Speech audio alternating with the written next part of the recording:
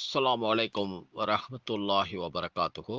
அன்புமிக்க அல்லாஹ்வின் நல்லடியார்களே, சகோதர சகோதரிகளே, நமக்கு ஏதாவது துன்பங்கள் வரும்பொழுது நாம் என்ன செய்கிறோம்?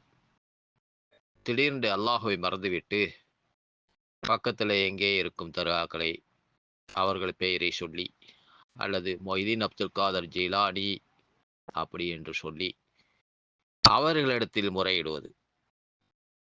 இப்படி முறையிடுவது தவறான ஒரு நோக்கம் என்றுதான் இந்த பதிவு. துன்பத்தை நீக்குதல். அல்லாஹ்வின் ஆற்றல்.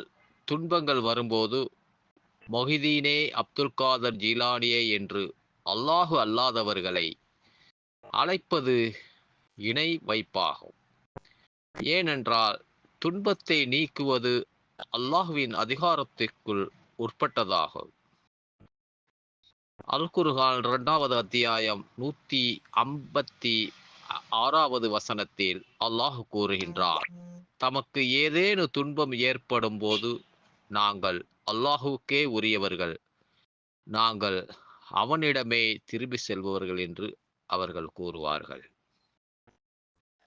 அல்லாஹு நமக்கு துன்பத்தை ஏற்படுத்தினால் அவனைத் தவிர அதை நீக்குபவன் யாருமில்லை. அவன் உமக்கு நன்மையை ஏற்படுத்திவிட்டால் அவன் அனைத்து பொருள்கள் மீது ஆற்றலுடையவன். அல் குர்ஆன் 6வது அத்தியாயம் 17வது வசனத்தில் காணலாம். அல்லாஹுவை என்று நீங்கள் கற்பனை செய்தோரை பிரார்த்தித்து பாருங்கள். உங்களை விட்டும் கஷ்டத்தை நீக்கவோ மாற்றவோ அவர்களுக்கு இயலாது என்று கூறுவீராக.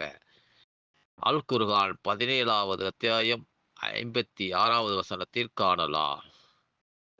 எனக்கு துன்பம் நேர்ந்து விட்டது, நீ கருணையாளருக்கெல்லாம் கருணையாளன் என ஐயூப் தமது இறைவனை அழைத்தபோது அவரது பிரார்த்தனையை ஏற்றுக்கொண்டோம்.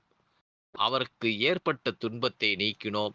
அவரது குடும்பத்தாரையும் அவர்களுடன் அவர்களை போன்றோரையும் நம் அருளாக அவருக்கு வழங்கினோம். வணங்குவோருக்கு இது ஒரு அறிவுரை. அல் குர்ஆன் 21வது அத்தியாயம் 83வது வசனம் 84வது வசனத்தில் காணலாம். இன்ஷா அல்லாஹ் நமக்கு ஏதாவது துன்பங்கள் ஏற்பட்டால் அல்லாஹுவை மட்டுமே, அவனிடத்தில் மட்டுமே கையேதனும் தொழுதி துவா செய்வோமாக. அஸ்ஸலாமு அலைக்கும் வரஹ்மத்துல்லாஹி வபரகாத்துஹு.